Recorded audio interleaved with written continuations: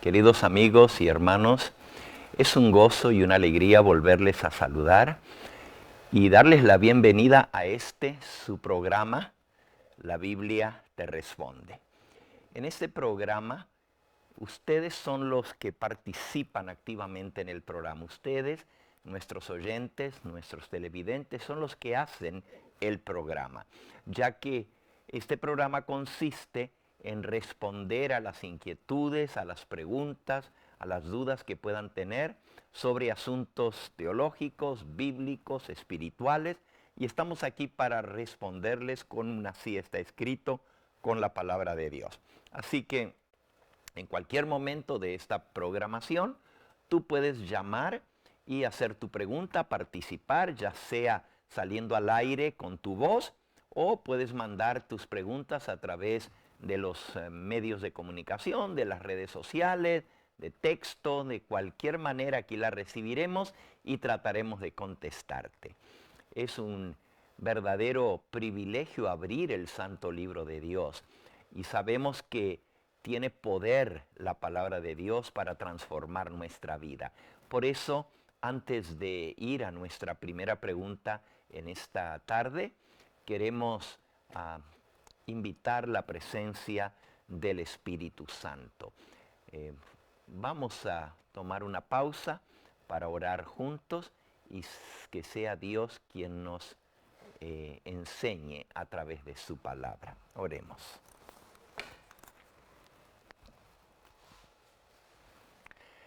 Nuestro Padre y nuestro Dios, bendito y glorificado sea tu nombre. En esta hora hacemos una pausa para poder pedir la dirección de tu Espíritu Santo antes de abrir tu santo libro. Y te pedimos que el mismo Espíritu que inspiró a los santos hombres de Dios, que registraron las cosas que están en tu santo libro, sea el mismo Espíritu que nos guía a entenderlas, a comprenderlas y aplicarlas a nuestra vida. Gracias por la certeza de que si recurrimos a ti con falta de sabiduría, tú has de responder nuestra oración y das sabiduría, entendimiento y comprensión a todo aquel que lo pida con fe. Por eso acudimos a ti en el nombre precioso de Jesucristo, nuestro Salvador. Amén.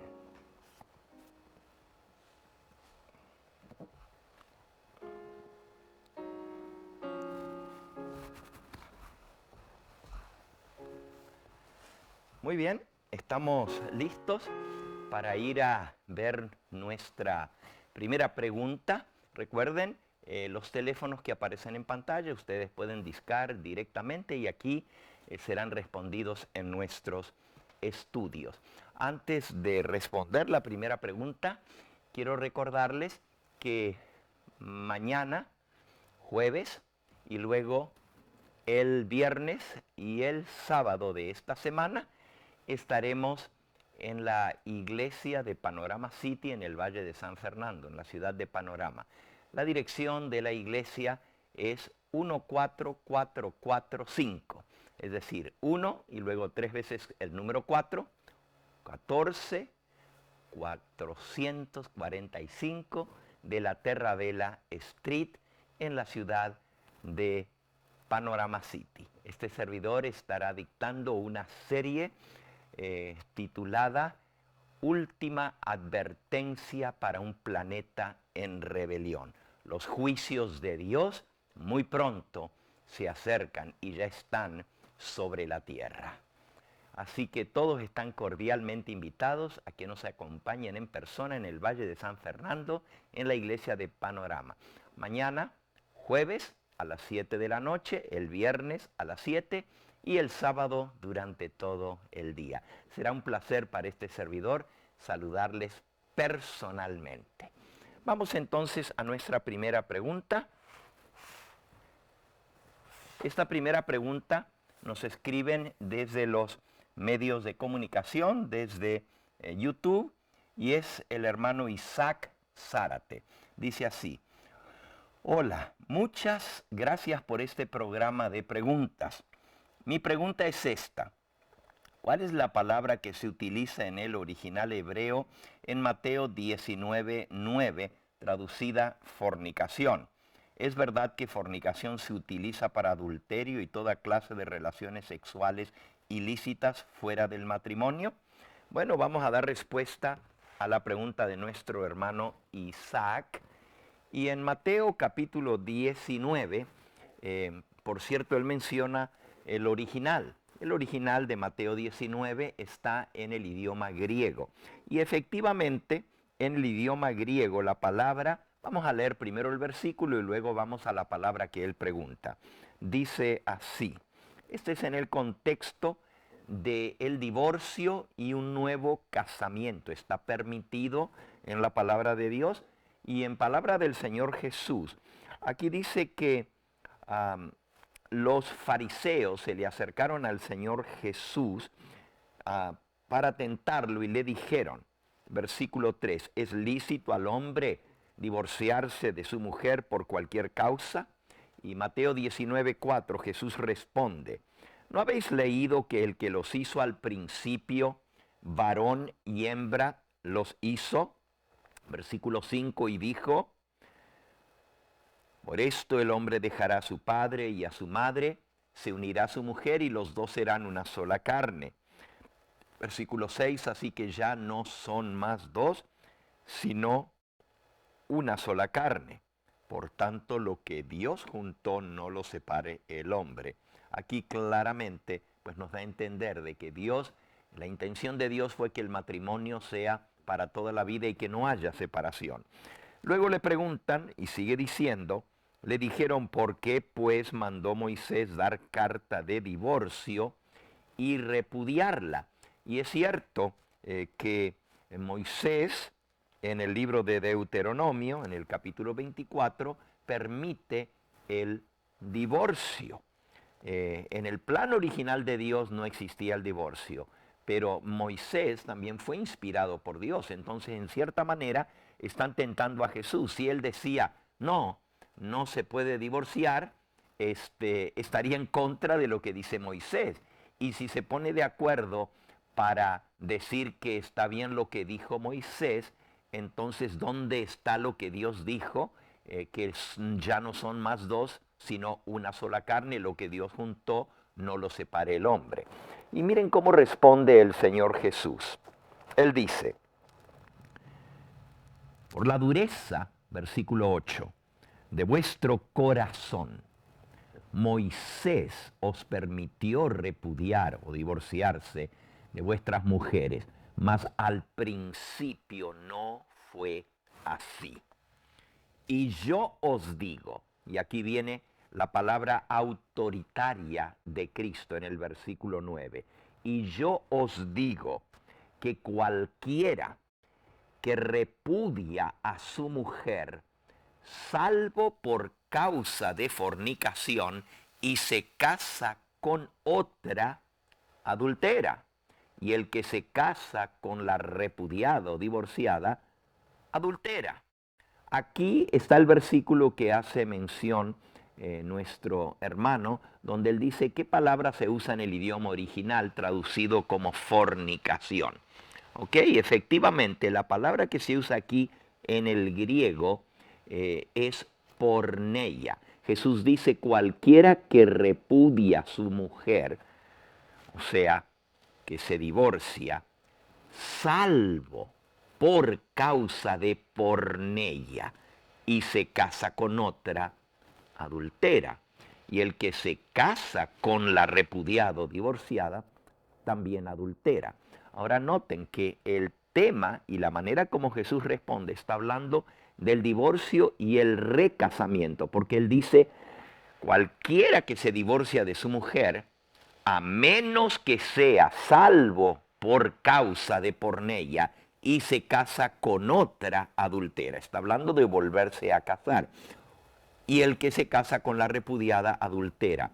Obviamente, si se separan y no se vuelven a casar, ninguno de los dos pues está cometiendo adulterio, claro, si no fue por causa de porneia. Entonces veamos qué significa la palabra porneia. La palabra porneia en griego incluye todo tipo de pecado sexual, es decir, toda relación ilícita fuera del matrimonio.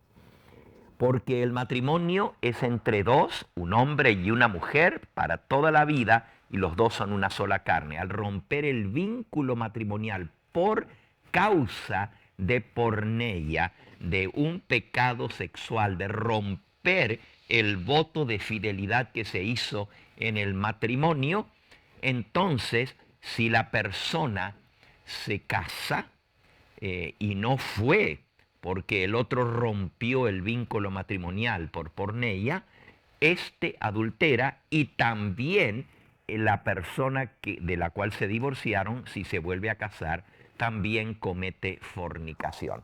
Porneia incluye fornicación, como está traducido aquí. Por cierto, la palabra porneia, si usted le cambia la F, la P por la F, es forneia, y fornicación viene de eso. En realidad, al igual que en el idioma inglés, donde la P y la H se forma F, como por ejemplo Phoenix es PH y se pronuncia como F, de igual manera en el griego la letra P puede ser fe también, suave, y entonces sería forneia o porneia, cualquiera de las dos maneras. Y forneia, de ahí viene fornicación, pero de porneia también viene pornografía, o sea, pecado sexual. Ya nosotros sabemos que el pecado no es solamente el acto, sino está en la intención del corazón, así lo dice el Señor Jesús.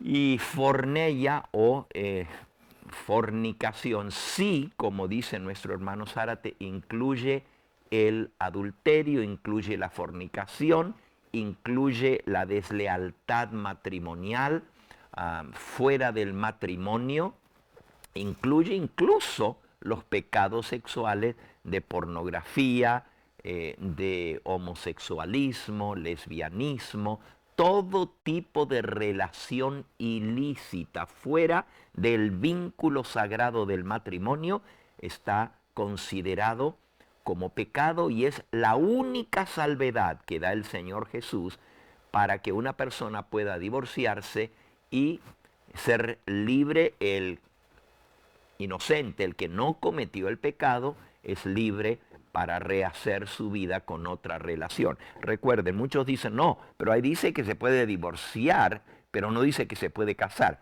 Jesús lo que dijo fue, a menos que sea por causa de fornicación, versículo 9, y se casa con otra.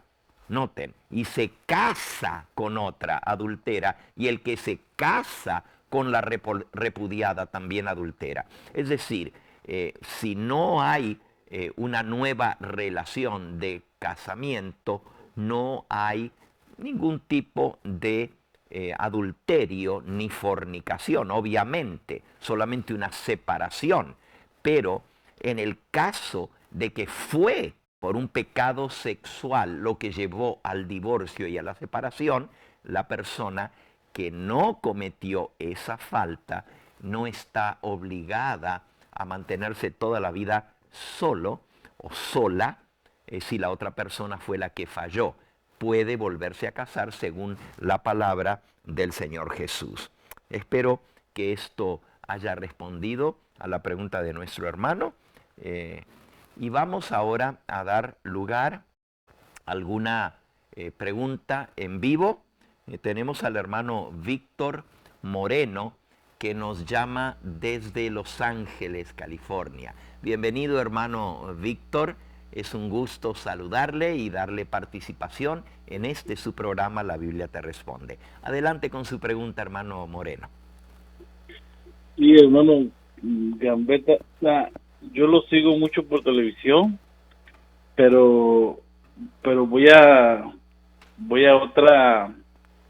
a una iglesia adventista, y quería preguntarle porque acá el pastor de nosotros puso un árbol de Navidad, Y yo lo he escuchado a usted que dice que, yo parece que lo escuché a usted que está mal eso, entonces digo yo, pero el pastor acá dijo que él citó a la hermana de Guay los libros, que no los he leído yo nada, ninguno, pero lo citó y según ahí ella dice que sí podemos tener un árbol, entonces yo necesito que usted me responda esa pregunta. Con mucho gusto, hermano Víctor. En primer lugar, pues no es importante lo que el pastor Gambetta enseña o lo que el pastor de su iglesia enseña. Lo que importa es lo que nos enseña la palabra de nuestro Dios. Y en ninguna parte de la Biblia se nos indica de que debemos celebrar la Navidad.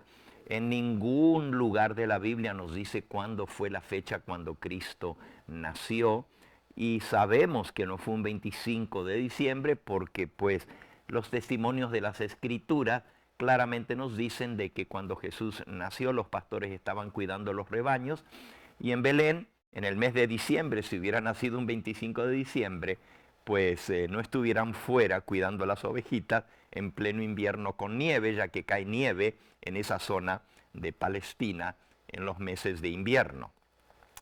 Habiendo dicho eso, que el 25 de diciembre no es la fecha del nacimiento de Cristo, ni tampoco debemos celebrar una fiesta que Dios no la mandó guardar, ni en ninguna parte nos dice. Quizás la pregunta más lógica que usted le puede hacer a su pastor es, bueno, ¿dónde dice la palabra de Dios que debemos celebrar la Navidad? Es cierto que usted dice que él citó a la hermana Elena de White. Si usted lee el contexto, usted acaba de decir que no ha leído, pero yo le puedo decir a dónde se encuentra esto. Está en el libro Hogar Cristiano. Hacia el final del libro, en la sección, el capítulo lleva por título Celebraremos la Navidad. Y entonces allí la mensajera del Señor explica claramente que el 25 de diciembre no es la fecha en que Cristo nació. Ella dice, el mundo entero celebra la Navidad, pero nosotros sabemos que no es la fecha que Cristo nació. Y ella especifica en ese pasaje, en esa sección que ella está escribiendo sobre la Navidad, que no debemos seguir las costumbres ni las prácticas mundanas. Un poquito más adelante ella dice, es difícil pasar por alto la fecha, ya que el mundo entero la celebra, en las tiendas, en los negocios, en todas partes, las casas las adornan. Es muy difícil pasar por alto la fecha, pero dice ella, podemos sacar un buen provecho de ese deseo que tiene la gente en esa época de hacerse regalos y de dar, y podemos encauzar ese deseo de dar regalos a que se los demos para el Señor Jesús y para su obra. Eso es lo que la mensajera del Señor, Elena de White, está hablando en ese capítulo. Y ella dice, pues no sería ningún pecado que nuestros regalos los trajéramos y los colgáramos, nuestras ofrendas, para la construcción del templo o para alguna necesidad de la obra misionera de predicar el Evangelio, los pusiéramos en un árbol dedicados al Señor Jesús. En ningún momento ella dice que debemos poner un árbol ni que es bueno poner un árbol. Simplemente ella dice que pues podemos aprovechar la ocasión y el deseo de las personas para de esa manera encauzar ese buen deseo a dar ofrendas para el Señor y para su obra. Espero, hermano Víctor, que esto responda a su pregunta, pero sería bueno que usted lea el capítulo completo para llegar a su propia conclusión con respecto a lo que Ellen White dice al respecto. El capítulo se titula nuevamente Celebraremos la Navidad. Y hablando de la costumbre del árbol, la palabra de Dios menciona algunas costumbres que tenían los antiguos con relación a la idolatría. Y dice así, por ejemplo, en el libro de Jeremías en el capítulo 44. Dice Jeremías 44, versículo 14. El hombre corta cedros, toma ciprés. Jeremías 44. No, dije Jeremías, es Isaías. Es Isaías 44, perdón. Isaías 44, versículo 14. El hombre corta cedros, toma ciprés y encina, esos son los pinos, ¿verdad? Cedros, cipreses, encina, que crecen entre los árboles del bosque. Planta pino que se críe con la lluvia. De él se sirve luego el hombre para quemar, toma de ellos para calentar, se enciende también el horno y cuece panes, pero también lo usa para la adoración. Fabrica un ídolo y se postra delante de él. Y dice que lo adornan, dice allí en el versículo 13, el carpintero tienda la regla, lo señala con almagre, lo labra con cepillos, le da figura con compás, lo hace en forma de varón, a semejanza de hombre hermoso, para tenerlo en su casa. Estos dioses no sirven para nada. Y luego, ahora sí, en el libro de Jeremías, en el capítulo 10, Jeremías capítulo 10, dice las costumbres, versículo 2. Jeremías capítulo 10, versículo 2. Así dijo Jehová, no aprendáis el camino de las naciones, ni de las señales del cielo tengáis temor, aunque las naciones las teman. Porque las costumbres de los pueblos son vanidad, porque el leño del bosque cortaron, obra de manos de artífice con buril, con plata y oro lo adornan, con clavos y martillo lo afirman para que no se mueva. Derechos están como palmera y no hablan, son llevados porque no pueden andar, no tengáis temor de ellos porque ni pueden hacer mal, ni para bien tienen poder. No hay semejante a ti, oh Jehová, grande eres tú y grande es tu nombre en poderío.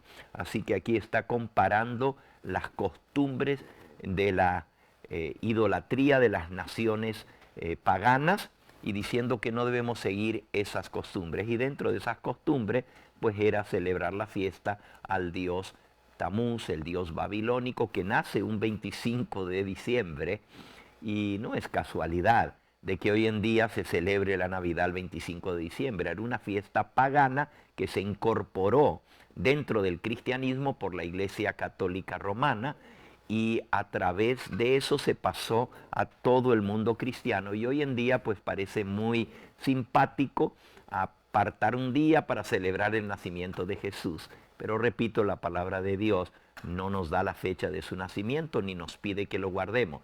Sin embargo, el día que Cristo bendijo y santificó, el día que Él apartó y nos pidió que lo guardáramos, la mayoría del mundo cristiano, tanto católico como protestante y evangélico, pues no lo guarda, que es el séptimo día de la semana, pero sí celebran el 25 de diciembre. ¿Y por qué nosotros, que conocemos los mandamientos de Dios, hemos de imitar las costumbres de otros que no tienen el conocimiento de la luz de los mandamientos de Dios?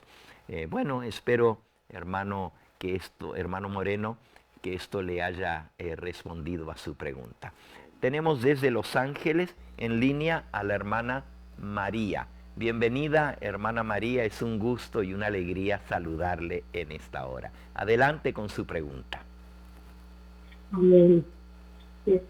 Mire, yo le quería preguntar de que una pareja está el esposo cree mucho en la Santa Muerte. Entonces puso como sacrificio a su baby. Entonces la señora salió embarazada y pues sí se le murió, ¿verdad? El bebé. Entonces, pues ella, y yo quería saber para dónde se iba la alma del baby. Ok, hermana María, con mucho gusto trataremos de responderle por la palabra de Dios. La costumbre de adorar a dioses falsos, a imágenes, lo condena la palabra de Dios en el segundo mandamiento. Dice, no te harás imagen ni ninguna semejanza, no te postrarás delante de las imágenes ni les rendirás culto. Eso es Éxodo capítulo 20, versículo 3 y 4. Nos prohíbe el tener ídolos, el tener imágenes, y el culto a esta santa muerte viene de la antigüedad de aquellos que celebraban a los muertos y celebraban a la muerte como si fuera una diosa. Tristemente esto se ha infiltrado últimamente dentro del mundo católico. En general hay muchos, no solamente en México, sino en otros países y aún aquí en los Estados Unidos, que le rinden culto a este ídolo pagano. El hecho de que el nene o el bebé se haya muerto es algo doloroso que sucedió. No podemos nosotros juzgar y decir que fue porque el esposo pues adoraba este ídolo. Sin embargo, sí sabemos que Dios no puede proteger a aquellos que son idólatras. Eso sí lo enseña la palabra de Dios. Y dice de que para que el fruto de nuestro vientre sea bendecido, tenemos que guardar los mandamientos de Dios. Eso lo podemos leer en Deuteronomio capítulo 28 y capítulo 29, las bendiciones y maldiciones que vienen para los que obedecen o desobedecen la ley de Dios. Ahora, con respecto a su pregunta específicamente, hermana María, ¿dónde se va el alma del niño? La palabra de Dios nos enseña que todas las almas son mías, dice el Señor. Esto está en Ezequiel capítulo 18. Ezequiel capítulo 18 y vamos a leer en el versículo 4. Ezequiel 18, 4. He aquí todas las almas son mías. Como el alma del Padre, así el alma del Hijo es mía. El alma que pecare, esa morirá. Así que es el pecado el que lleva a la muerte. Pero alguno puede pensar, bueno, por la culpa del Padre que adoraba a la Santa Muerte, el niño falleció. Aquí dice, el alma que pecare, esa morirá. Y el versículo 20 especifica más claramente, Ezequiel 18, 20, el alma que pecare, esa morirá. El Hijo no llevará el pecado del Padre, ni el Padre llevará el pecado del Hijo. La justicia del justo será sobre él y la impiedad del impío será sobre él. Así que Dios no carga el pecado de los padres sobre los hijos, ni tampoco los hijos, los padres pagarán por el pecado de los hijos. Cada uno va a ser juzgado de acuerdo a lo que él hizo, a lo que él cometió. Por supuesto, aquel que a sabiendas del mandamiento de Dios que prohíbe el culto a las imágenes lo sigue haciendo, él tendrá su merecido y su culpa y su castigo de parte de Dios. Pero en el caso del bebé, el hijo no lleva, ahí lo dice, el alma que pecare, esa morirá. ¿Qué pecado tuvo el niño al nacer? Si son inocentes, ninguna cosa mala hizo. El alma que pecare, esa morirá. El hijo no llevará el pecado del padre. Así que efectivamente ese niño no va a llevar la culpa ni el pecado por lo que puedan haber hecho sus padres, tanto su padre como su madre, porque todos somos pecadores. ¿Dónde va el alma del niño? Bueno, ese niño, la Biblia enseña, está descansando hasta el día en que el Señor venga a juzgar a los vivos y a los muertos. Y Jesús dijo con respecto a los niños, dejad que los niños vengan a mí y no se los impidáis, porque de ellos es el reino de los cielos. Así que no tenemos por qué temer de que un niño que nada malo hizo ni pidió venir a este mundo vaya a cargar por el pecado de sus padres. En el día en que el juez de todo el universo se siente a juzgar, Él hará justicia. Y aquellos niños inocentes, el Señor, según lo que el mismo Señor Jesús dijo, de ellos es el reino de los cielos. Espero, hermana María, que esto haya respondido a su pregunta con respecto a este bebé inocente que pasó al descanso. Muy bien, seguimos con nuestro hermano Víctor, que nos llama desde Santa Ana, California. Bienvenido, hermano Víctor. Adelante con su... Sí, buenas tardes, Pastor Gambetta. Buenas tardes. Dios me lo bendiga. Gracias. Tengo yo una pregunta. Mi pregunta es que el otro día estaba hablando con un hermano de la Iglesia Católica, ¿verdad? Uh-huh. Entonces estamos hablando sobre algunas cuestiones de la Biblia. Entonces él me preguntó, ¿a qué iglesia vas tú? Y luego le contesté, no, pues vamos a la iglesia del Evangelio Eterno. Y su pregunta que me hizo, me preguntó, ¿y cuántos años tiene fundada tu iglesia? Entonces, pero él mismo me dijo, no creo que tenga más de 100 o 200 años. Y yo no supe qué contestarle. Entonces, pues, me quedé ahí en blanco. Entonces, mi pregunta realmente es esa. Quisiera saber si usted me puede contestar esa pregunta, Pastor Gambetta, por favor. Con mucho gusto, hermano Víctor. Lo que hace una iglesia genuina o no es el tiempo que tenga, sino si tiene las características y las enseñanzas del verdadero pueblo de Dios que Cristo levantó. La Biblia nos enseña que vendrían muchos falsos maestros y engañarían a muchos. Por eso tenemos que saber cómo identificar la iglesia verdadera. La pregunta ¿desde cuándo viene tu iglesia? Usted le puede responder ¿y desde cuándo viene la suya? Y yo sé que la iglesia católica, el católico romano, pues dice que su iglesia viene desde la época de nuestro Señor Jesucristo. Y la misma respuesta podemos dar nosotros. Nuestra iglesia fue fundada, que es la iglesia de Cristo, por nuestro Señor Jesucristo. La pregunta es, pues, ¿cuál de las dos realmente enseña la verdad? El apóstol Pablo, escribiendo a los romanos, en el capítulo 16, él dice en el versículo 17, y fíjense que esto es a los romanos, los cristianos que vivían en la época del apóstol Pablo allá, en la época de los apóstoles en Roma, y les dice, os ruego, hermanos, Romanos 16, 17, os ruego, hermanos, que os fijéis en los que causan divisiones y tropiezos en contra de la doctrina que vosotros habéis aprendido y que os apartéis de ellos.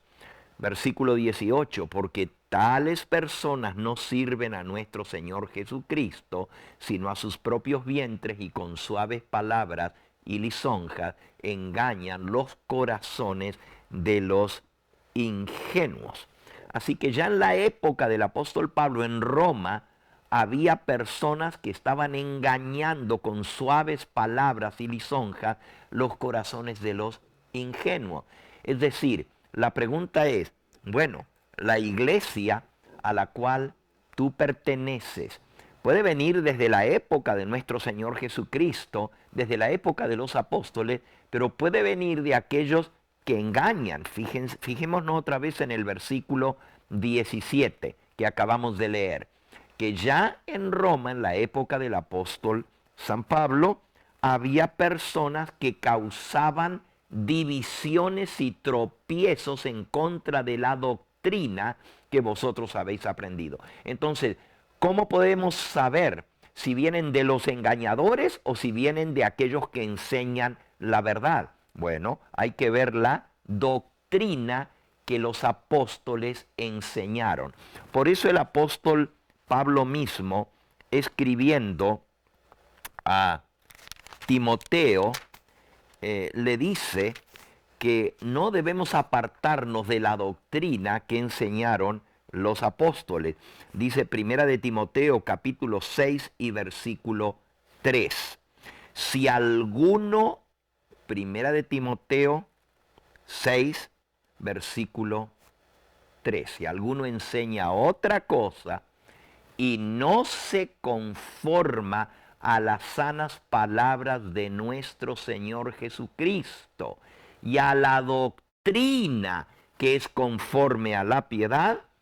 Fíjense, si alguien enseña una cosa distinta a la doctrina y las palabras que el Señor Jesús nos enseñó, versículo 4, está envanecido, no sabe nada, delira acerca de cuestiones y contiendas de palabras, de las cuales nacen envidias, pleitos, blasfemias, malas sospechas. Versículo 5, disputas necias de hombres corruptos de entendimiento y privados de la verdad, que toman la piedad como fuente de ganancia. Apártate de los tales. ¿Ok? Así que hay personas que toman la religión como fuente de ganancia y sirve para disputas, sirve para contienda y pleito. Si nos apartamos de las palabras que Jesús enseñó y de la doctrina que los apóstoles nos enseñaron. Entonces, la respuesta que usted puede dar en este caso es, en realidad, la doctrina de los apóstoles es la que tenemos que seguir, porque hay muchos falsos maestros en el mundo. No importa cuán antigua sea la iglesia. Es la iglesia cristiana, porque creemos en Cristo, seguimos sus mandamientos, pero el Señor específicamente dijo en Primera de Juan, en el capítulo 2, Primera de Juan capítulo 2 y versículo 4, el que dice yo le conozco y no guarda sus mandamientos, el tal es mentiroso y la verdad no está en él. Así que la pregunta es, bueno, la iglesia a la que tú asistes, ¿guarda los mandamientos de Dios? ¿Guarda todos los mandamientos? ¿Sigue las doctrinas que Cristo enseñó? Y si no es así, entonces perteneces a la iglesia que Cristo fundó, que los apóstoles fundaron, que enseña la verdad, o estás en la iglesia que enseña el error. Por eso la Biblia nos habla de los falsos maestros y que tengamos cuidado. Y Cristo dijo que iban a crecer juntos el trigo y la cizaña, lo bueno y lo malo, hasta el fin. Lo que tenemos que estar seguros es que estamos siguiendo y participando de la verdad tal cual como está en la palabra de nuestro Dios. Bueno, espero, mi querido hermano, que esto haya respondido a su pregunta y siga hablando de la palabra del Señor. No importa a quienes tengamos a nuestro alrededor, necesitan conocer la verdad de Cristo como está en su santa palabra, porque es la base y fundamento de toda la verdad. No importa que algunos discutan, no importa que algunos contradigan, lo importante es estar firmes en lo que nosotros hemos aprendido de la palabra de Dios. Y termino esta pregunta o esta contribución llevándolo de nuevo a lo que dice el apóstol San Pablo en 2 de Timoteo capítulo 3 y versículo 14. 13 y 14. Mas los malos hombres irán de mal en peor, engañando y siendo engañados. Pero persiste tú en lo que has aprendido y te persuadiste, sabiendo de quién has aprendido.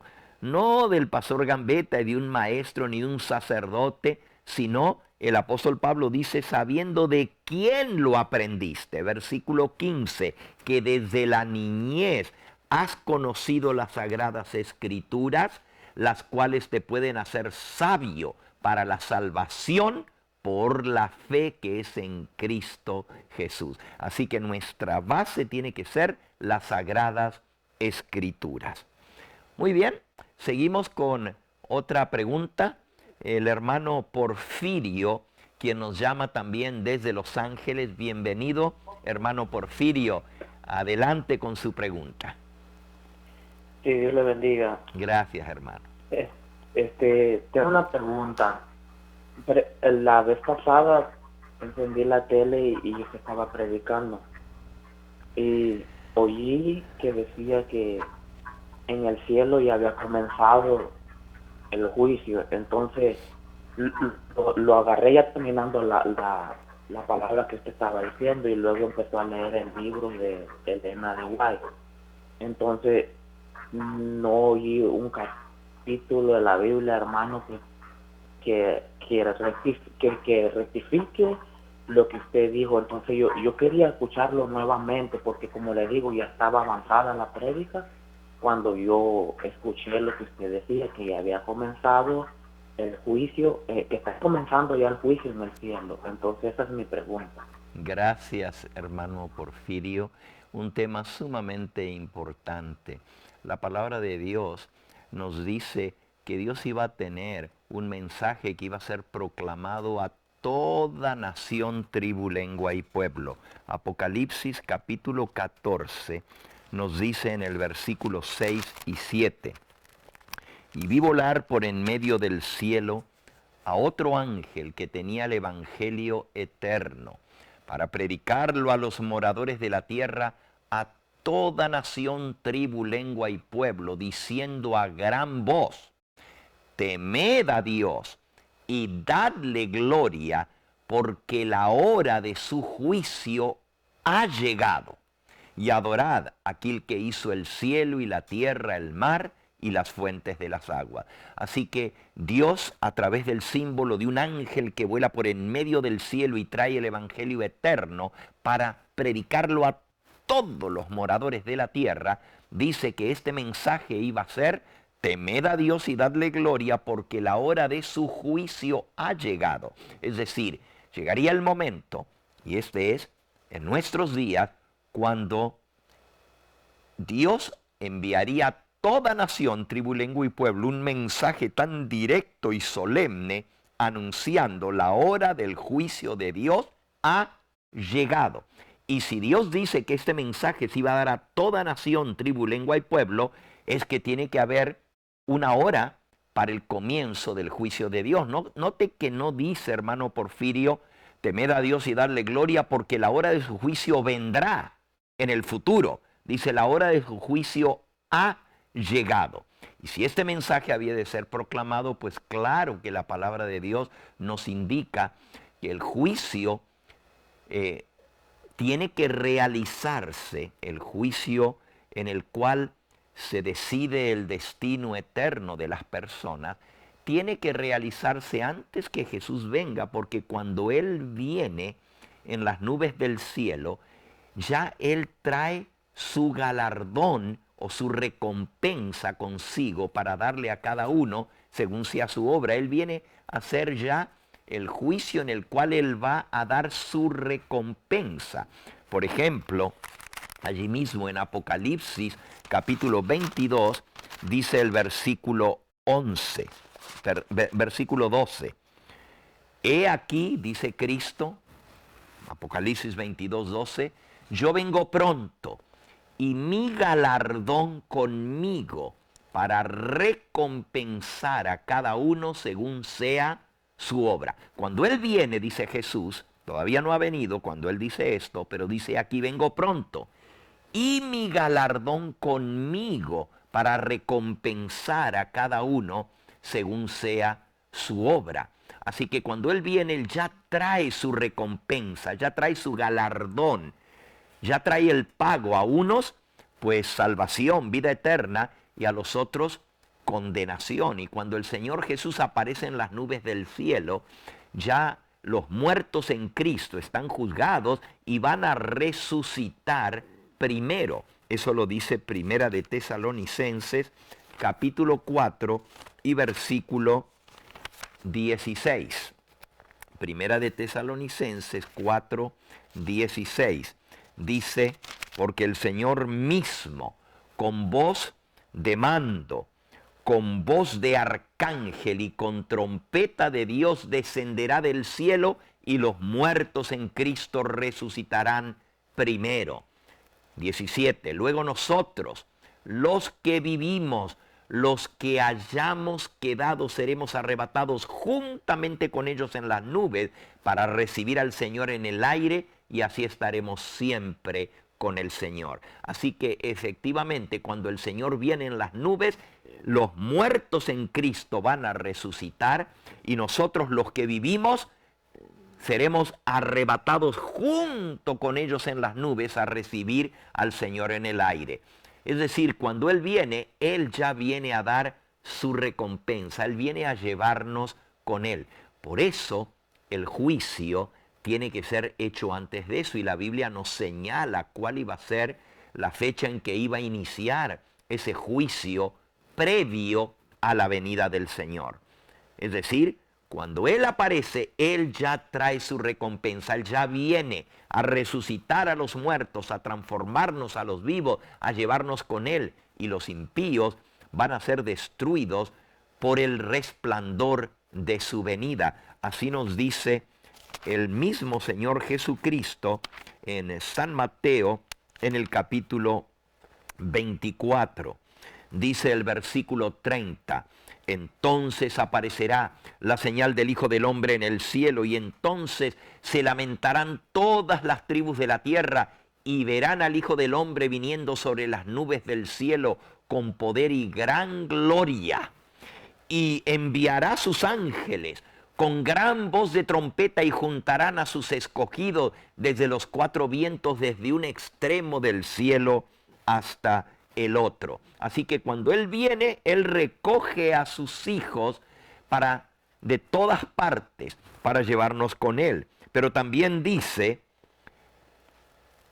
que cuando Él venga, va a haber muchos que no van a estar preparados. Dice el versículo 36, pero el día y la hora nadie lo sabe, sino ni aun los ángeles de los cielos, sino solo mi Padre.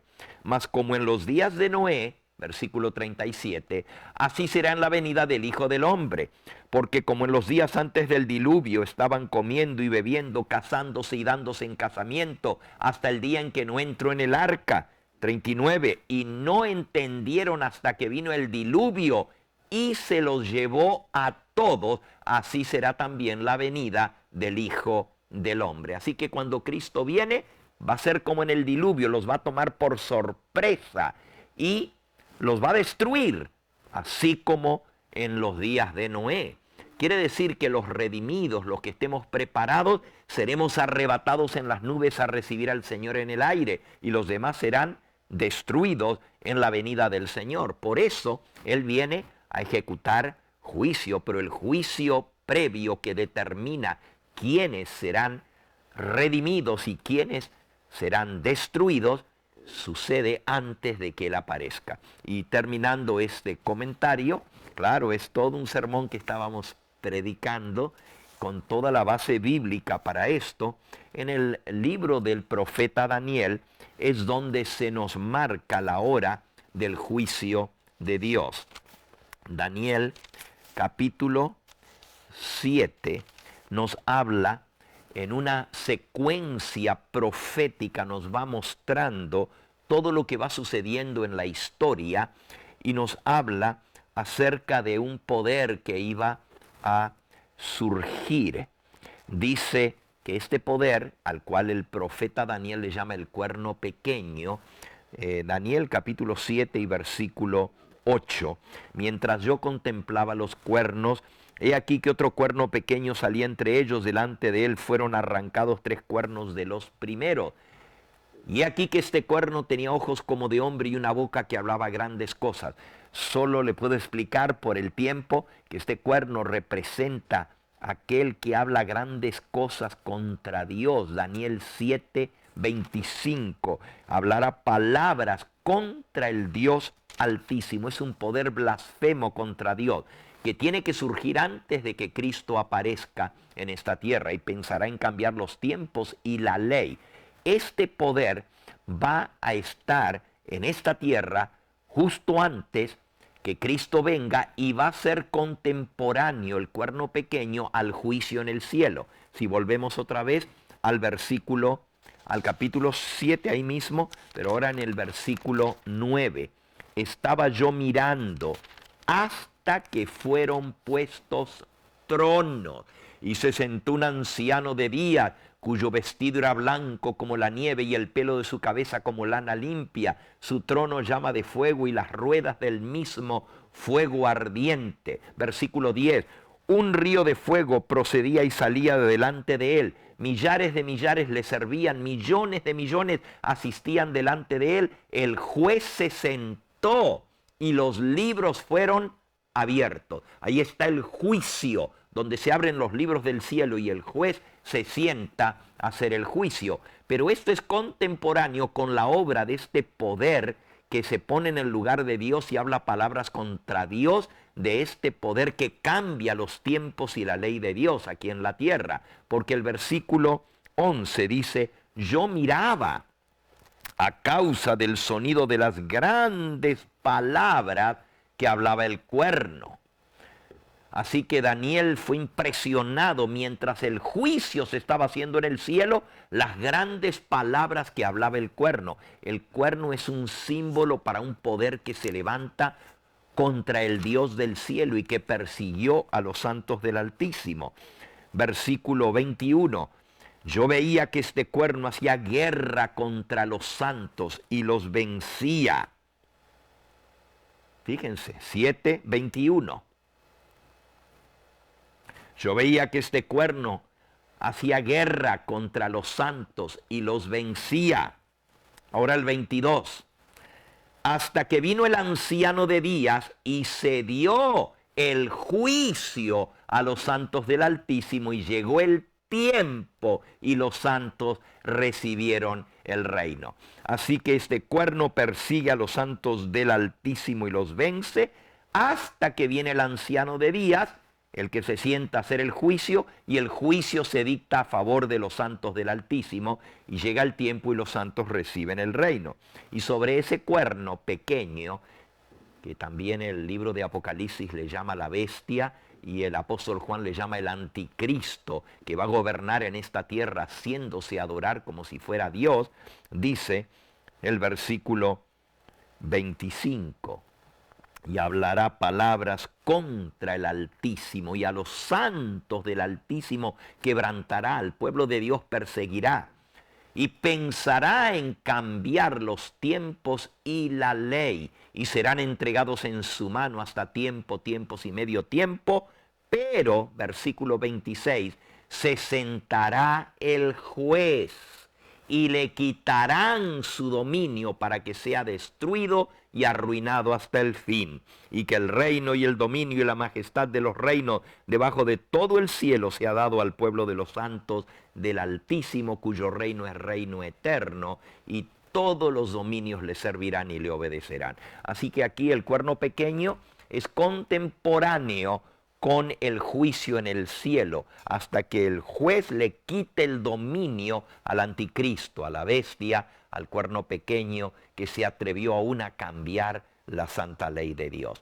Todo esto nos muestra que hay un juicio que se está celebrando en el cielo, porque este poder, el cuerno pequeño, ya se atrevió a cambiar la ley de Dios y ya está gobernando en el mundo y haciéndose adorar como si fuera Dios. Se cree con la prerrogativa de perdonar pecados, como si fuera el mismo Dios, porque Dios es el único que puede perdonar los pecados.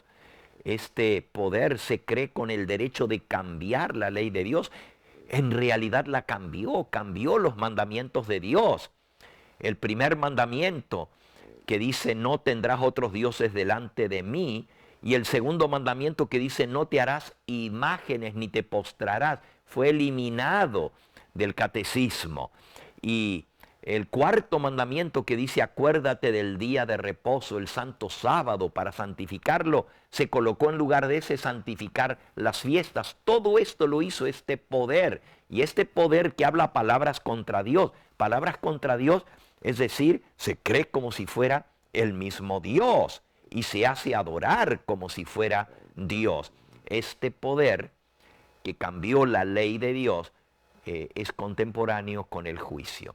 Entonces, al estudiar el capítulo 8 que sigue del libro de Daniel, allí nos da la fecha cuando se inicia el juicio en el cielo.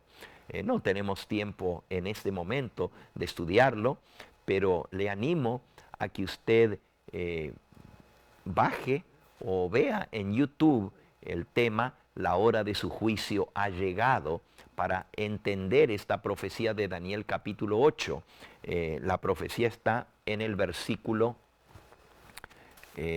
podemos leer desde el 9 hasta el 14, y con esto voy a concluir la respuesta, aunque el hermano quisiera que vuelva a predicar todo ese sermón que yo estaba predicando, ¿verdad?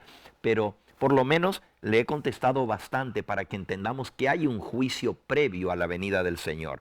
Dice el versículo 9 del capítulo 8, que es paralelo al capítulo 7. Y de uno de ellos salió un cuerno pequeño que creció mucho hacia el sur, hacia el oriente y hacia la tierra gloriosa. Daniel 8:10, se engrandeció hasta el ejército del cielo. Y parte del ejército y de las estrellas echó por tierra y las pisoteó. Versículo 11, aún se engrandeció contra el príncipe de los ejércitos, y por él fue quitado el continuo sacrificio, y el lugar de su santuario fue echado por tierra. Todas estas cosas son las que iba a hacer el cuerno pequeño, y a causa de la prevaricación.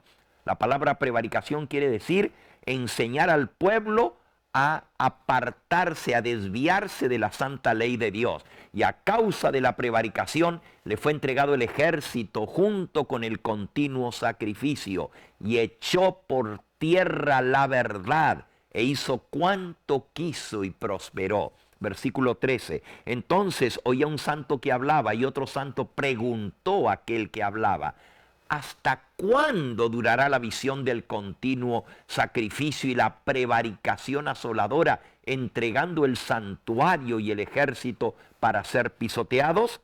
Y él dijo, versículo 14, hasta 2300 tardes y mañanas, y luego el santuario será purificado. Y esta profecía de los 2300 tardes y mañanas es la que nos da la fecha cuando el santuario celestial iba a ser purificado, quitando los pecados de todos aquellos que han de ser salvos en el juicio y borrándolos de los libros. Y esa profecía nos lleva hasta el año 1844, cuando se inicia el juicio en el santuario celestial. Espero, mi hermano, que esto haya respondido un poquito a su pregunta, y yo le animo a que, si no puede encontrar en YouTube el santuario será purificado, o la hora de su juicio es venida o ha llegado, puede pedir al teléfono que usted llamó que le manden la serie sobre el juicio previo a la venida del Señor. La serie es sobre Daniel en el capítulo 8, y ahí se explica esa profecía. Bien, tenemos varias personas en línea y el tiempo está corriendo rápidamente, así que vamos a dar oportunidad al hermano Germán, que nos llama desde Gardina. Y bienvenido, hermano Germán. Es un gusto saludarle y darle oportunidad en este su programa, La Biblia te responde. Adelante con su pregunta, hermano. Yo creo que la hermana Germa se fue. ¿Ok?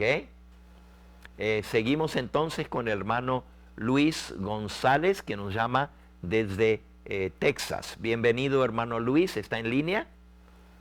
Sí, bendiciones, hermana. ¿Cómo ha estado? Que Dios Muy lo bien, bendiga a un usted y a todos. Bien. gusto en Y saludarle, hermano.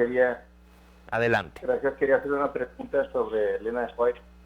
adelante. Y es lo que está pasando hoy día con el coronavirus. Yo creo que haya escrito algo, cada vez escribió algo del coronavirus y que es estar bajo la ley también. Esas dos preguntas. La primera fue, Sí, Elena White habló del coronavirus, o sea, de algo similar, algo grandioso como esto. fica Y estar sí, bajo la ley. ¿qué es estar bajo la ley? Muy bien, muy bien. Bueno, tanto la Biblia como el espíritu de profecía no mencionan específicamente esta epidemia que está cundiendo alrededor del mundo por nombre. No le llama coronavirus, pero sí, tanto el Señor Jesucristo como Elena de White habló ellos hablaron de estas señales que vendrían y que son señales del tiempo del fin. Por ejemplo, en San Mateo, en el capítulo 24, respondiendo Jesús a la pregunta, ¿qué señal habrá de tu venida y del fin del mundo?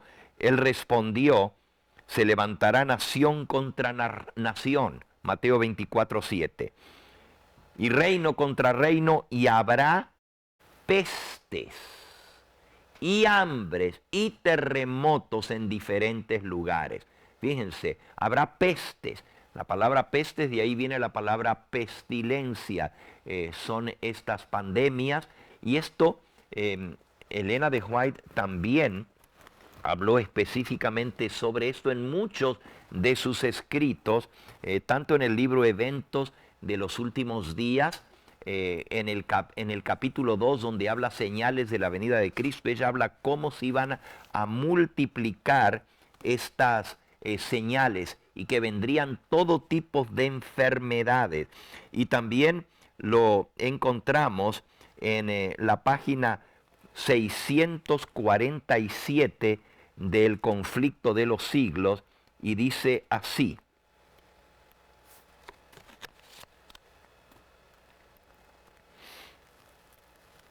página 647 del Conflicto de los Siglos. Satanás ejerce su poder en todos los lugares y bajo mil formas, en las desgracias y calamidades de mar y tierra, en las grandes conflagraciones, en los tremendos huracanes, en las terribles tempestades de granizo, en las inundaciones, en los ciclones y en las mareas extraordinarias y en los terremotos. Satanás está obrando. Destruye a las mieses maduras y a ellos siguen la hambruna y la angustia. Propaga por el aire emanaciones metíficas y miles perecen en las pestilencias. Estas desgracias, estas plagas, estas epidemias irán menudeando más y se harán más y más desastrosas. La destrucción caerá sobre hombres y animales. Así que esta es una de las citas de muchas otras que tanto la Biblia como el espíritu de profecía nos hablan acerca de las pestilencias. Y efectivamente, hermano Luis, esta es una de las señales del tiempo del fin.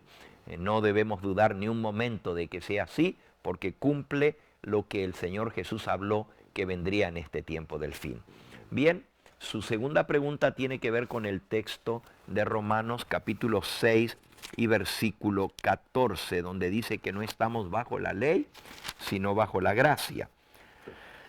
Dice, porque el pecado, Romanos 6, 14, el pecado no se enseñoreará de vosotros, pues no estáis bajo la ley, sino bajo la gracia. El mismo pasaje nos dice que el pecado no va a ser señor, o sea, no nos va a dominar, porque no estamos bajo la ley, sino bajo la gracia. Dice el versículo 15, el que sigue, ¿qué pues? ¿Pecaremos porque no estamos bajo la ley, sino bajo la gracia? En ninguna manera. Estar bajo la ley no significa, estar bajo la gracia no significa que ya no hemos de guardar la ley, porque aquí dice, pecaremos porque no estamos bajo la ley, sino bajo la gracia, en ninguna manera. Así que, ¿qué significa estar bajo la ley y qué significa estar bajo la gracia?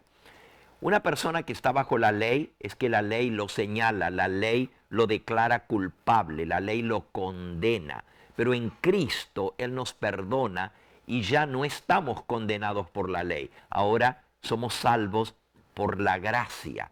Y eso es por el favor inmerecido de Dios que entregó a su Hijo para morir por nosotros. Estar bajo la ley significa estar bajo la condenación de la ley. Allí mismo, en Romanos, en el capítulo 8, nos dice, Romanos capítulo 8, versículo 1 y 2. Ahora pues, ninguna condenación hay para los que están en Cristo, los que no andan conforme a la carne, sino conforme al Espíritu. Ninguna condenación si estamos en Cristo, perdonados por la gracia de Cristo. Porque la ley del Espíritu de vida en Cristo Jesús me ha librado de la ley del pecado y de la muerte. Así que gracias a Cristo Jesús, somos librados de la ley del pecado. Estar bajo la ley significa estar bajo la ley del pecado. Y estar bajo la gracia significa estar perdonados por Cristo. Pero la pregunta es, ¿vamos a pecar porque el Señor nos perdona por gracia? ¿Vamos a seguir transgrediendo la ley de Dios porque el pecado es transgresión a la ley? Y el mismo apóstol responde, en ninguna manera. Romanos 6, 14 y 15. Porque el pecado no se enseñoreará de vosotros. Es decir, el pecado no será amo en nosotros, no le vamos a servir como un señor, porque no estamos bajo la ley del pecado, sino bajo la ley de la gracia, hemos sido perdonados. ¿Qué pues? ¿Pecaremos porque no estamos bajo la ley, sino bajo la gracia? En ninguna manera. Versículo 16. ¿No sabéis que si os sometéis a alguien como esclavos para obedecerle, sois esclavos de aquel a quien obedecéis, sea del pecado para muerte, eso es estar bajo la ley, o sea de la obediencia para la justicia? Eso es lo que significa estar bajo la gracia. Versículo 17, pero gracias a Dios que aunque erais esclavos del pecado, habéis obedecido de corazón aquella forma de doctrina a la cual fuiste entregados, y libertados, versículo 18, libertados del pecado, vinisteis a ser siervos de la justicia. Versículo 22, mas ahora que habéis sido libertados del pecado y hechos siervos de Dios, tenéis por fruto la santificación y como fin la vida eterna. Versículo 23, porque la paga del pecado es muerte, mas la dádiva de Dios es vida eterna en Cristo Jesús, Señor nuestro. Así que estar bajo la ley significa estar bajo la condenación, estar bajo la ley del pecado, y eso nos lleva a la muerte. La paga del pecado es muerte, pero la dádiva, el regalo de Dios es vida eterna, y esa vida eterna la conseguimos en Cristo Jesús. Eso significa estar bajo la gracia, y porque estamos perdonados no estamos condenados, porque la sangre de Cristo nos limpia de todo pecado. Pero eso nos lleva a ser obedientes al Señor, porque nos libertó de la esclavitud del pecado y saldó nuestra deuda por el sacrificio de Cristo. Bueno, espero, mi querido hermano, que esto haya, hermano Luis, que esto haya respondido a su pregunta, que nos llamó él desde Texas. Nuestra hermanita, bueno, tenemos una persona más en línea, el hermano Julián, que nos llama desde Los Ángeles. Bienvenido, hermano Julián. Es una alegría saludarle. Y adelante con su pregunta. No, yo también me alegro saludarlo. Gracias, hermano. Sí. La pregunta mía es que en mi corazón no me da que Yahshua haya sido circuncidado. Por la razón esta. Primera razón es porque no iba a pasar navaja por su cabeza ni por su cuerpo. Y Juan no vino a circuncidar, sino a bautizar. El bautismo es por la circuncisión. En la circuncisión no había arrepentimiento. En el bautismo sí hay arrepentimiento. Y yo pienso que porque el Mesías no era engendrado por varón, sino por el Espíritu Santo, pienso que no ha sido circuncidado. Ahora dígame usted si lo que pienso está bien o no. Hermano, muchas gracias. Hermano Julián, es un gusto poderle responder, y su argumentación es lógica.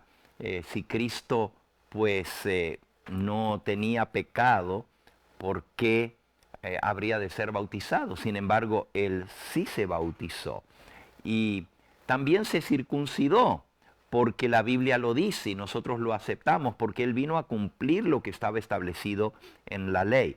La circuncisión era la señal del pacto de que uno pertenecía al pueblo escogido de Dios. Desde Abraham en adelante Dios estableció la circuncisión, y si bien es cierto que la Biblia dice que no pasará navaja por el cuerpo del nazareo, esto está en el libro de Números. Jesús no era nazareo, sino nazareno, es decir, era de Nazaret. Él no hizo el voto de nazareo de no pasar navaja por su cabeza, pero la Biblia dice que el niño fue circuncidado. Eso lo podemos leer en San Lucas, en el capítulo 2 y en el versículo 21. Dice: cumplidos los 8 días para circuncidar al niño, le pusieron por nombre Jesús, el cual le había sido puesto por el ángel antes que fuese concebido. Cuando los niños eran llevados al templo a los 8 días, se les ponía el nombre en el momento de la circuncisión. Y dice que en el versículo 22 sigue diciendo: y se cumplieron los días de la purificación de ellos conforme a la ley de Moisés. Le trajeron a Jerusalén para presentarle al Señor, como está escrito en la ley del Señor: todo varón que abriese la matriz será llamado santo al Señor. Así que ellos cumplieron de acuerdo a la ley de Moisés lo que estaba establecido, porque Cristo vino a cumplir.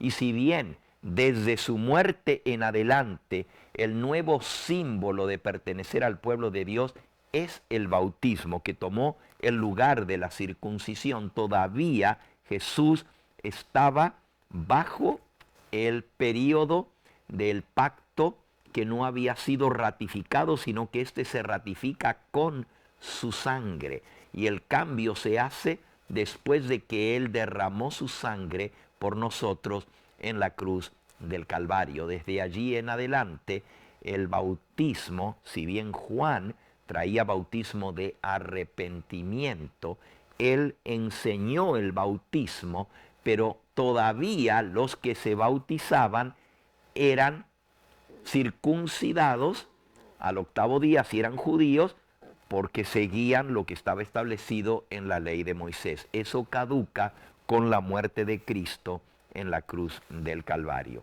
Espero, mi hermano, que esto le haya respondido. Si quiere un texto donde dice que el bautismo tomó el lugar de la circuncisión, lo podemos leer en el libro de Colosenses, en el capítulo 2. Colosenses capítulo 2, y nos dice en el versículo 11 y 12. En él también fuisteis circuncidados con circuncisión no hecha de mano, al echar de vosotros el cuerpo pecaminoso carnal en la circuncisión de Cristo. Versículo 12. Sepultados con él en el bautismo, en el cual fuisteis también resucitados con él mediante la fe en el poder de Dios que le levantó de los muertos. 13. Y a vosotros que estabais muertos en pecados y en la incircuncisión de vuestra carne, os dio vida juntamente con él, perdonándoos todos los pecados. Versículo 14. Anulando el acta de los decretos que había contra nosotros, que nos era contraria, quitándola de en medio y clavándola en la cruz. Así que todas esas actas de todos esos decretos de transgresiones a la ley que había contra nosotros, fue saldada la cuenta por completo en la cruz. Como decía el versículo anterior, nos da vida perdonándoos los pecados. En la cruz Él clavó todos nuestros pecados en la cruz. Y de allí en adelante, pues el nuevo símbolo de que somos parte del pueblo de Dios no es la circuncisión en la carne, sino siendo bautizados en Él a través del bautismo. Muchísimas gracias, hermano, por su participación, muy interesante su pregunta. Tenemos tiempo para... Había una persona que nos escribió en línea, María Seijas, en Facebook, y ella dice: la celebración de Purim, ¿a qué se debe? Según pude averiguar, son dedicadas a la reina Esther. Bueno, los judíos celebran en esta época una fiesta que se llama Purim. Y la palabra Purim quiere decir echar suertes. En la época de la reina Esther, efectivamente, a través de una maquinación de un malvado llamado Amán, que fue al rey Asuero y lo convenció de mandar a matar a todo el pueblo de Dios que estaba esparcido por todas las provincias de Medo-Persia. El rey Asuero era rey de Medo-Persia. Si buscamos en el libro de Esther, en el capítulo 3, dice en el versículo 5, comencemos con el 5. Vio Amán que Mardoqueo ni se arrodillaba ni se humillaba delante de él y se llenó de ira. Versículo 6. Pero tuvo en poco poner mano a Mardoqueo solamente, pues ya le había declarado cuál era el pueblo de Mardoqueo, que era del pueblo de Dios, del pueblo judío. Y procuró Amán destruir a todos los judíos que había en el reino de Asuero, al pueblo de Mardoqueo. Así que no solamente quiso destruir a Mardoqueo porque no se postraba delante de él, sino a todos los judíos que había en el reino del rey Asuero, al pueblo de Mardoqueo. Y en el versículo 7 aparece la palabra de donde viene Purim. Dice así: en el mes primero, que es el mes de Nisán, en el año 12º del rey Asuero, fue echada Pur. Ahí ven la palabra Pur.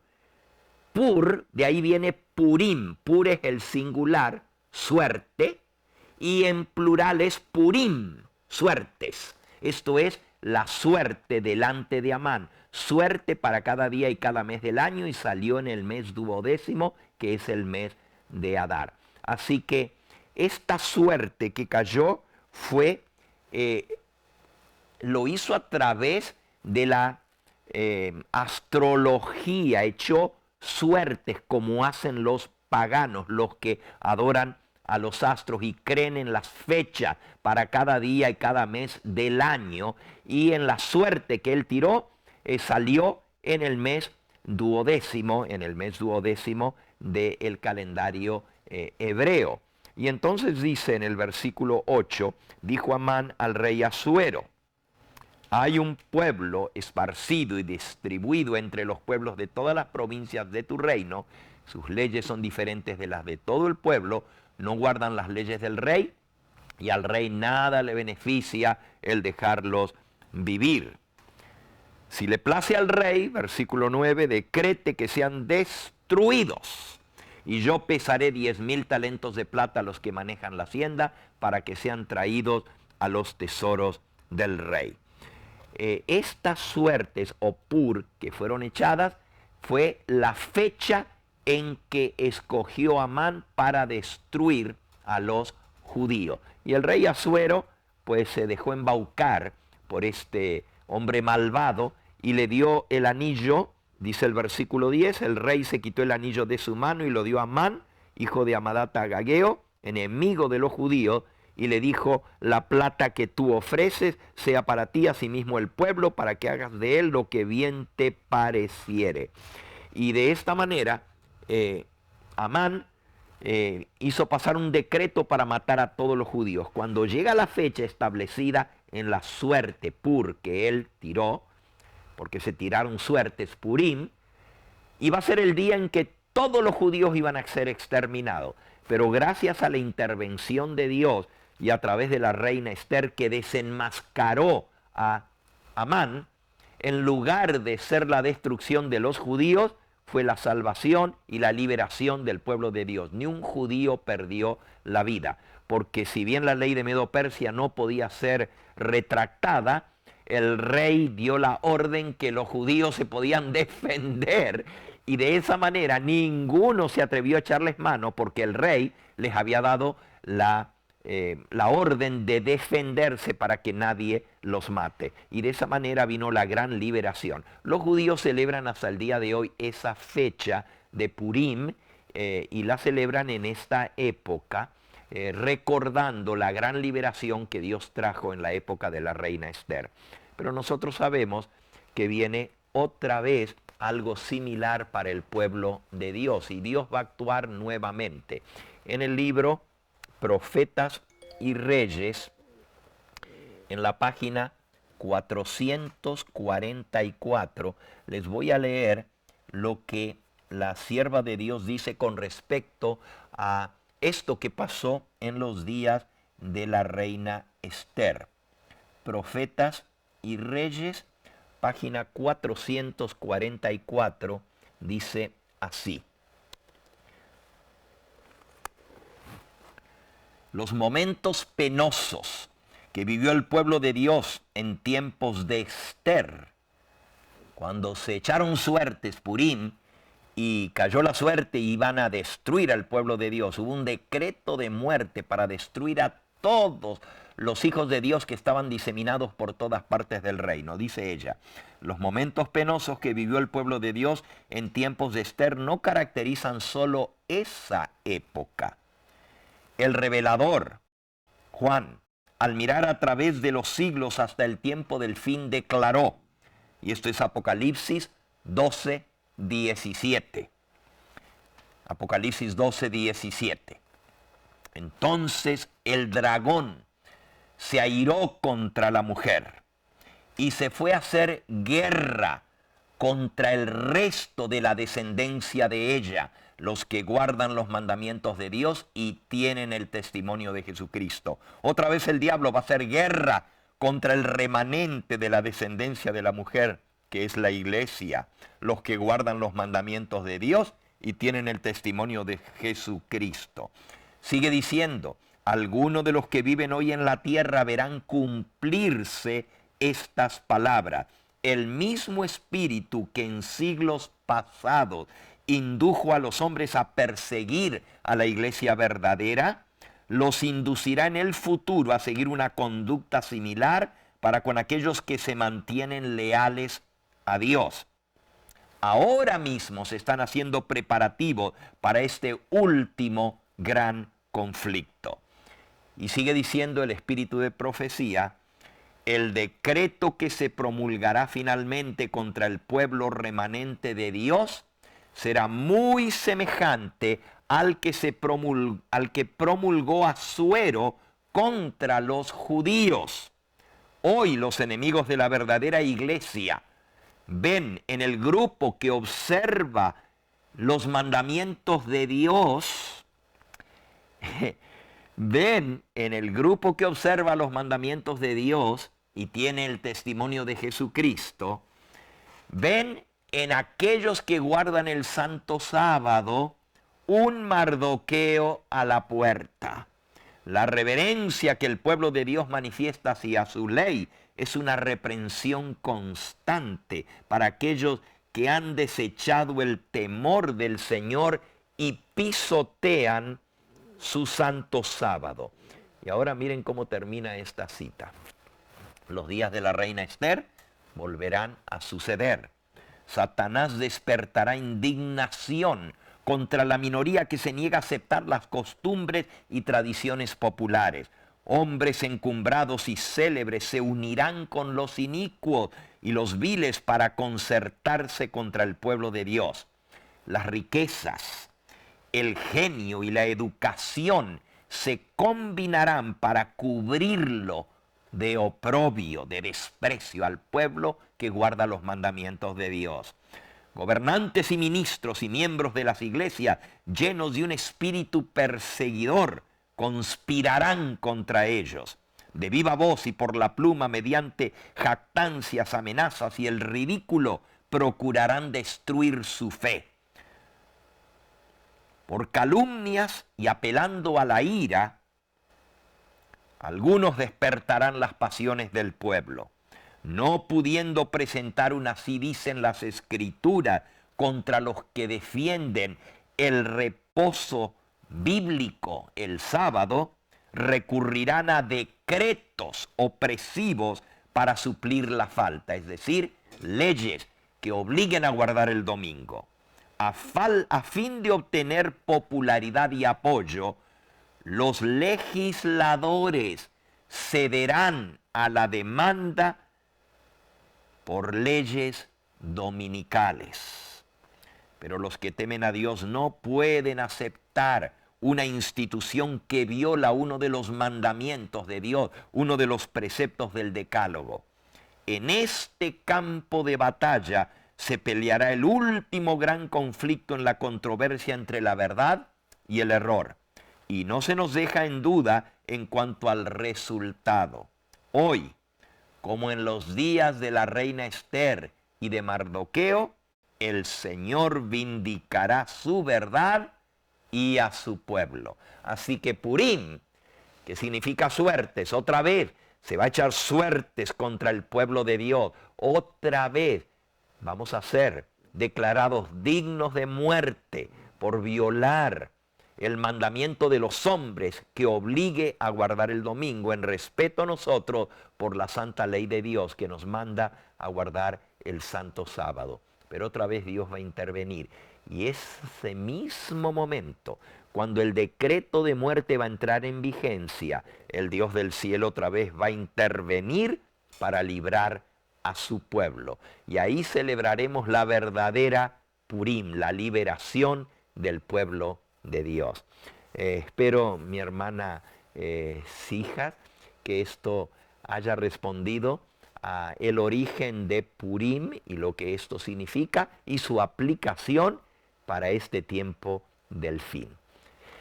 Con esto hemos terminado nuestro programa del día de hoy. Salimos en vivo todos los miércoles de 5:30 a 7 de la noche y todos están cordialmente invitados a participar. Pueden mandar sus preguntas. Sabemos que muchos quedaron sin poder participar porque se nos acabó el tiempo, pero dejen sus preguntas allí con las secretarias y con mucho gusto las responderemos en nuestra próxima presentación, nuestro próximo programa. Y les recuerdo nuevamente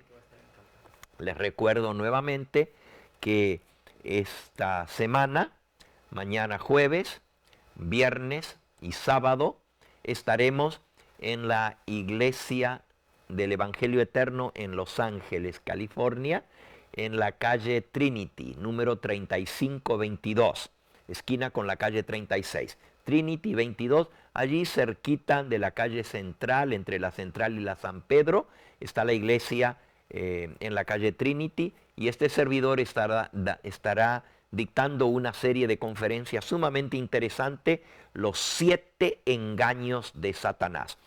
Jueves a las 7 de la noche, mañana, viernes. Oh, es cierto. Mañana voy a estar en Panorama City, perdón. Mañana vamos a estar en Panorama City como anunciamos al principio de este programa. Ya me estaba confundiendo. Mañana será en Panorama City, jueves, viernes y sábado. La dirección de la iglesia es 14445. Nuevamente, 14445 de la Terra Bella Street en la ciudad de Panorama City. Jueves a las 7, viernes a las 7 y sábado durante todo el día. Será un privilegio saludar a nuestros televidentes y a nuestros hermanos de la zona del Valle de San Fernando. Se estarán reunidas las dos iglesias, la iglesia del Valle de San Fernando y la iglesia de Panorama City para tener estas reuniones. Y la próxima semana sí estaremos en Los Ángeles, en la iglesia de la calle Trinity, miércoles, jueves, viernes y sábado de la próxima semana. Que el Señor les bendiga, ha sido un gozo, ha sido un placer y un privilegio que ustedes hayan conducido este programa a través de sus preguntas y sus comentarios que han sido muy interesantes y por la palabra de Dios hemos podido responderles. Que el Señor les bendiga y les guarde y un feliz resto de esta semana.